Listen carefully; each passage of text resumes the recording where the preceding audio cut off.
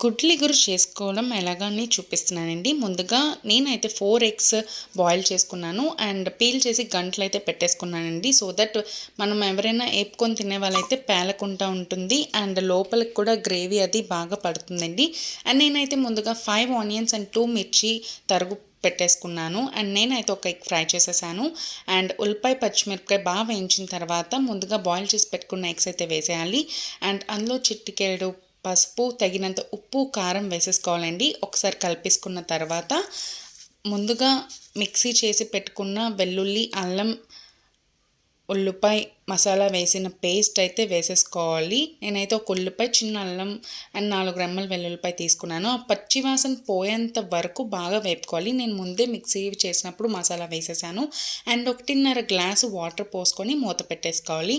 And ఫైనల్గా అయితే ఇలా వచ్చేసింది ఎగ్ గ్రేవీ.